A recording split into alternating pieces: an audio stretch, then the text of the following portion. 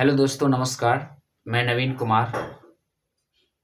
आज मैं आपके सामने एक ऐसा टॉपिक लेकर के आया हूँ जो हमारे भारतीय संस्कृति, भारतीय सभ्यता को लेकर के है और जिसके अंतर्गत हम आपको ये बताने वाले हैं कि जिस तरह से हमारा भारतीय समाज पश्चिमी सभ्यता के फैशन के दौर में हमारी भारतीय सभ्यता संस्कृति का जो आईना है, हमारा पोशाक, वो किस तरह से दिन प्रतिदिन उसकी पूरी परंपरा को जिस तरह से खारिज किया जा रहा है हम ही लोगों के द्वारा, ये बहुत ही सोचने वाली बात है। और हमने जानबूझ करके पश्चिमी सभ्यता के जो पोशाक हैं उस पर हम पूर्ण रूप से कायम हो गए हैं, पूर्ण रूप से आश्रित हो गए हैं। ये बहुत विडंबना की बात है कि हमारे यहाँ न जाने कितने प्रकार के पोशाक हैं और सभी पोशाक हमें धर्म की पराकाष्ठा की ओर ले जा रहे हैं, ले जाने वाले हैं। हमेशा एक ऐसा प्रतीक के रूप में हमारा पोशाक हमारे सामने प्रत्यक्ष के रूप में सामने रहा है, जिसके अंतर्गत हम हमेशा ध्यान की ओर बढ़ते हैं। वो पोशाक पहनने से ही हमारे भीतर शांति बहने लगती है। हमारा मन ध्यान के लिए एकाग्र होने के लिए बेचैन हो जाता है और हमारा मन शांति को प्राप्त करने के लिए अग्रसर रहता है।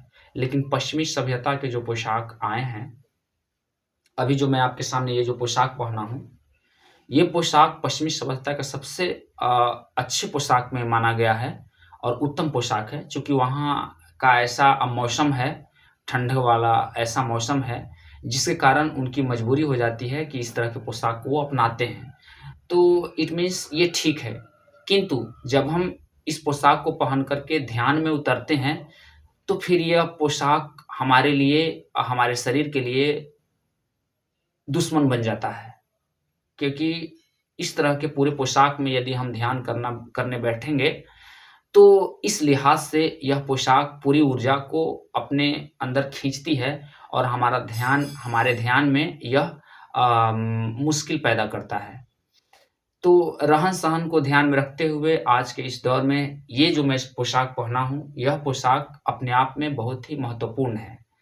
और उन देशों के लिए जहाँ पर अक्सर ठंड पाया जाता है, विंटर सीज़न जहाँ पे रहते हैं, तो उस लिहाज से यह पोशाक अपने आप में बहुत ही महत्वपूर्ण है। पर भारतीय रहन-सहन में, भारतीय रीति-रिवाज में, भारतीय मौसम को देखते हुए यह पोशाक उतना भी उचित नहीं है। पर पश्चिमी सभ्यता ने अपने इस पोशाक को भी ज़्यादा अहमियत न देते हुए और फैशन के इस दौर में ऐसे-ऐसे पोशाक को अपनाने लगे हैं और भारतीय समाज के लोग भी, जिससे ध्यान जैसी कोई सीख नहीं मिलती है। सिर्फ़ शरीर को ध्यान में रखते हुए और मन की बेचैनी को शांत करने के लिए इस तरह के पोशाक का इज़ाद किया जा रहा है, जिससे आज के युवा उस पोशाक को ज़्यादा पसंद कर रहे हैं। और ऐसा इसलिए भी है कि हर ऐड, हर प्रचार, हर तरह के टीवी एड्स में इस तरह के पोशाक को बहुत ज़्यादा प्रमोट किया जा रहा है। बड़े-बड़े सेलिब्रिटियों के द्वारा, बहुत बड़े-बड़े बिज़नेसमैनों के द्वारा इस तरह के पोशाक को ज़्यादा प्रमोट किया जा रहा है और हमें ये महसूस भी होने लगा है कि जो हमारा अपना भारतीय पोशाक है, हर स्टेट का अपना-अपना अलग रीति-रिवाज है, उसके अनुसार अलग पोशाक बनाए गए हैं। और इतने सारे पोशाक हमारे अपने ही स्टेट में, अपने ही भारतीय समाज में, उनके अलग-अलग स्टेट में इतने सारे पोशाक हैं, इतने सारे खान-पान हैं, इतने सारे धर्म हैं कि अगर उन्हीं को हम अच्छी तरह से उनके बारे में रिसर्च करने लग जाएँ, तो शायद हमारी आधी ज़िंदगी तो ज़रूर बीत जाएगी कि ये परंपरा कहाँ से आई, इस चीज़ को ध्यान में रखते हुए, ध्यान के अनुसार इस पोशाक का जीवन में कितना महत्वपूर्ण है, कैसा महत्वपूर्ण है। तो ये सारी चीज़ों को यदि हम पढ़ना शुरू करेंगे तो अपने आप में एक बहुत बड़ा ये अपॉर्चुनिटी बन जाता है हमारे लिए कि वाक़ई हमारा समाज बहुत ही महत्वपूर्ण है, पश्चिमी सभ्यता से यदि तुलना करें तो। लेकिन हम पता नहीं किस मुकाम को पाना चाहते हैं और इससे हम क्या हासिल करना चाहते हैं, इस तरह के पोशाक को अपना करके, ये तो मुझे समझ में नहीं आ रहा है। बट जो हमको समझ में आ रहा है, वो मैं आपके साथ शेयर करने वाला हूँ। तो ध्यान से कृपया करके सुनिएगा। पश्चिमी देशों की बात करें तो जुबान पर सबसे पहले नाम आता है अमेरिका। उसने लगभग सभी देशों पर अपना कब्जा वास्तविक या आभासी रूप से जमा चुका है। ये मैंने पहले लिखा और तब मैं बोलने की कोशिश कर रहा हूँ। ऐसा इसलिए कि इसमें मैंने वैसे-वैसे शब्दों को जोड़ने की कोशिश की है, जो कि हमें हमारे अंतःकरण में एक सकारात्मक सोच पैदा करे। आगे मैं लिखता हूँ, यदि हम अपने देश की बात करें तो हम भी पश्चिमी देश के गुलाम हो चुके हैं। वैसे तो हमारी संस्कृति अर्थात उसके अंतर्गत जो हमारी पहनावा है, अर्थात जो हमारा पोशाक है, उस पर पूरी तरह से पश्चिमी देशों का कब्जा हो गया है। हम अपनी पोशाक को पुरानी और थोपी हुई परंपरा की दृष्टि से देखने लगे हैं। आज के समय में पश्चिमी पोशाक को नई परंपरा, नई संस्कृति के तौर पर अपनाया जा रहा है। तो ये बहुत ही निंदनीय है हमारे समझ से, मेरे विचार से। यह विडंबना की बात है कि आज की युवा पीढ़ी अपनी संस्कृति के बारे में जानना नहीं चाहते और पश्चिमी देश हमसे हमारा पोशाक छीन करके यही करवाना चाहती है कि यदि किसी देश की सभ्यता छीननी हो तो पहले उसकी पोशाक को छीनो। पश्चिमी देश की हमेशा से यह चाल रही है, यदि किसी देश की परंपरा, सभ्यता छीनना हो, उसका धर्म छीनना हो, तो पहले लोगों के मन में ऐसी चाहत पैदा करो कि उनसे उनका पोशाक ही छीन जाए। और पश्चिमी देशों ने लगभग इस चाल में कामयाब होते दिख रहे हैं। पश्चिमी देश यह खेल सिर्फ भारत के साथ ही नहीं बल्कि ऐसे बहुत सारे देशों के साथ किए हैं। कुछ देश ऐसे भी हैं जो इनकी चाल को नाकाम कर दिया और अपनी संस्कृति को अपनी पहचान बनाई। ऐसे बहुत सारे उदाहरण मिल जाएंगे। रूस ने किसी देश को पोशाक के लिए बाध्य किया, फिर अमेरिका ने उस देश को बाध्य किया, लेकिन जिस देश को बाध्य किया वो फिर पोशाक का विरोध करके और फिर अपनी परंपरा को कायम रखने में कामयाब रहा। और इस मामले में आप खान सर का वीडियो देख करके इस चीज को बहुत बेहतरीन से समझ सकते हैं। ऐसे में हमारा भारत विश्व की पुरानी सभ्यता वाला देश है, सबसे पुरानी संस्कृति है। हमारे देश में अलग अलग प्रकार की सभ्यताएं, संस्कृति और धर्म विकसित है। इस नज़र से देखें तो वाकई हमारा देश पूरे विश्व का ध्यान का केंद्र है और हम सच में, हमारा देश विश्व गुरु है। इतनी महान सभ्यता वाला देश में हमारी सरकार इतना मूर्ख कैसे हो सकता है? ये भी एक बहुत बड़ा प्रश्न है। हम दिनों दिन मूर्खता की ओर बढ़ते चले जा रहे हैं। हमारी सोच मूर्खता से भरती जा रही है, जो अपनी पहचान भूलकर और पश्चिमी देशों के संस्कृति को, उसकी सभ्यता को अपनाने में हमारी सरकार पश्चिमी देशों को छूट कैसे दे सकती है? जब हमारा घर का मुखिया ही मूर्ख हो तो उसके परिवार के सभी सदस्य मजबूरन इस मूर्खता के साथ जीने के लिए बाध्य हो जाता है। हमारा पोशाक अर्थात पहनावा हमारी संस्कृति, हमारी सभ्यता की पहचान की पहली सीढ़ी है। मैं इसको फिर से पढ़ता हूँ। हमारा पोशाक अर्थात पहनावा हमारी संस्कृति, हमारी सभ्यता की पहचान की पहली सीढ़ी है और पश्चिमी देशों ने सबसे पहले इस पहचान को ही मिटाने में भरपूर कोशिश की है। हमारे देश के अलग अलग राज्यों में अलग अलग संस्कृति के कारण वहाँ के लोगों की पोशाक अलग अलग है, और जिन्हें हम देख करके पहली झलक में उनकी संस्कृति और सभ्यता की पहचान की जा सकती है। जब हमारी पहचान ही मिट जाएगी, फिर हमारा वजूद ही क्या रहेगा।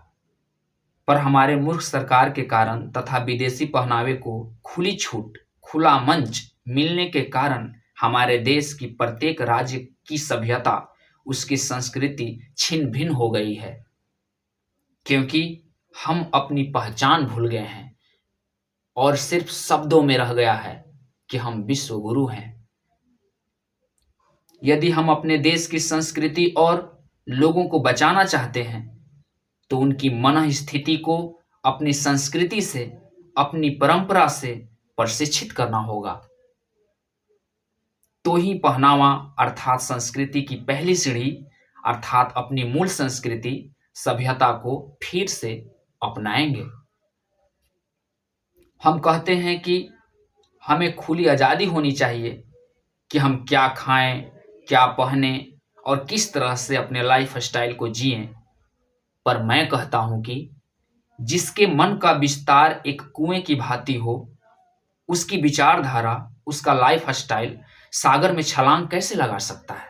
जरा सोचिए, यदि हम खुद कुएं में रह करके जी रहे हैं और हम अपने लाइफ स्टाइल को सागर में छलांग कैसे लगा सकते हैं, तो हमारा पहनावा भी, पहनने का ढंग भी, उस तरह का सोच भी संकुचित ही होगा। तो पहले अपने मन के विस्तार को सागर जैसा बनाइए और फिर अपने लाइफ स्टाइल को स्वतंत्र रूप से जीने के लायक बनाइए। पर अभी आपकी सोच का विस्तार इतनी क्षणिक है कि आपको जो सबसे पहले दिखाई देता है उसी को अपनी स्वतंत्र इच्छा मान लेते हैं। मैं लोगों से यही आह्वान करता हूं, यही मैं समझाना चाह रहा हूं।